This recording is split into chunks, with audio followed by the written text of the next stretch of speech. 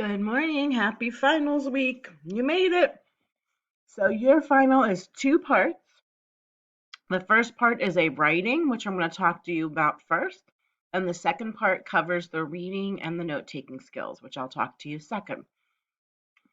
So here is the information for the writing prompt. What you're going to do is from the sections below on the sheet that will be coming up, you're going to choose one topic to write about for the final exam. You're going to write a coherent paragraph that has an effective topic sentence, adequate development using details, and an effective closing sentence. The paragraph should be relatively free of grammatical and mechanical errors. All right. So the second paragraph is out the window because we are doing things a little bit differently. So what you're going to do is you're going to head your page with your name, spring 2020, section 23, and then the type of paragraph you're going to write from the list on the next page. If you do not earn a 70 or higher on this final paragraph, you cannot pass the course. Right? You're going to write an original paragraph without referring to or relying on research. So this all has to come from prior knowledge and personal experience. One paragraph. Okay? So here are your choices. You can either write compare contrast with one of these three. With the continued innovations in technology like email, instant messaging, text messaging, there are many different ways to communicate. Write a paragraph that compares or contrasts any two forms of communication. Be sure to examine three main areas that are either similar or different. Or you can pick number two. Getting a quality education is in the forefront of every student's mind. Choosing a four-year university or a community college may be a difficult decision for some. Write about three similarities that universities and community colleges share. Be sure to include examples for each. Or if you want to do compare contrast, you can pick number three. There's a common expression, women mourn, men replace. And there is interesting evidence that the two sexes deal with the end of a relationship very differently. For example, far more men remarry after the death of a spouse.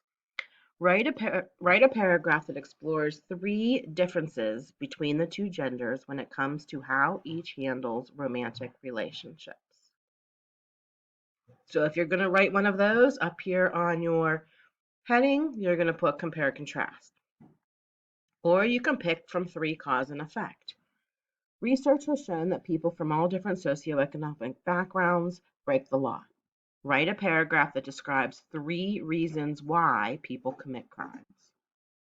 Or more and more young adults are choosing to get tattoos, and it seems that the societal stigma that was once commonplace has all but disappeared. Write a paragraph that explores three reasons why a young adult might choose to get a tattoo. Or, in order to meet financial obligations, many families have both the husband and wife work while the children attend daycare. Write a paragraph about three effects, positive or negative, that attending daycare has on children. So if you write cause and effect up here in the heading, you would write cause and effect. Or you can pick from the three argument paragraphs. A zoo is viewed by many people as a prison for mammals, birds, and reptiles. Others believe that zoos are places for scientists to help wildlife survive. Write an argument paragraph for or against establishing and maintaining zoos. 2. The traditional family, mom, dad, and children, has changed considerably over the past 50 years. While many couples with children are married, many parents choose not to get married at all. Write an argument paragraph describing which approach is best. Or 3. American society traditionally expects most people to marry, but many young people are opting to stay single. Write an argument paragraph about the advantages of being single or the advantages of being married. And if you pick from any of those arguments up here in your heading, you'll write argument. You can use a graphic organizer to organize your thoughts. But here are some tips for success. Plan your paragraph. Okay. So make sure you plan it out. Use a graphic organizer.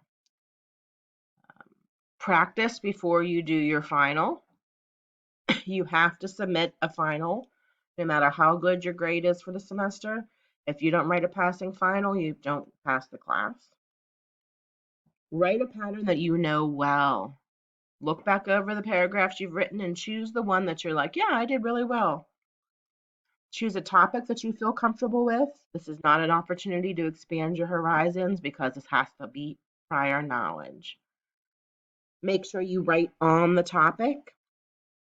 There's a lot of students who fail because they don't address the actual prompt. So read and reread the topics so that you don't misinterpret them. Don't be overconfident or underconfident. You all know how to write an effective paragraph. So use the techniques you've learned to write one. Proofread before you submit. It doesn't have to be perfect, but it should be pretty darn close. No first person, write from your own personal experience. And then you want to be, 200 to 300 words. If it's too short or like 600 words, that's way too long. And then no forbidden words. Use your forbidden words list to make sure that you go over those with a fine-tooth comb. You do not want to lose 2 points for every forbidden word. So that's the first part. Pause the video, have the prompt up on your screen while you're working with your graphic organizer. And once you finish and submit that to me with the subject in the email, final paragraph. Then you're going to do the second part of your final exam, which comes from my lab. So you go into the learning path like always, but this time you scroll down. There is a mastery check. That's a synonym for a final exam. When you click on it, okay, you have a 40-question final.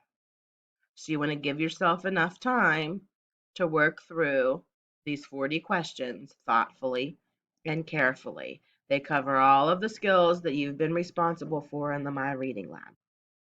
And when you're ready, you'll start the test. Just like your post tests, they're multiple choice. So you'll read through, pick your answer, and submit it. This is due. If you are a Monday, Wednesday class, you have to have it done by Wednesday evening. If you are a Tuesday, Thursday class, you have to have it done by Thursday evening. I have to upload the grades. So once I put your grades on Blackboard, you'll know exactly what your semester grade is because it's the current grade. If you have any questions, you can send me an email. Otherwise, take your time, do the best that you can. Good luck to you.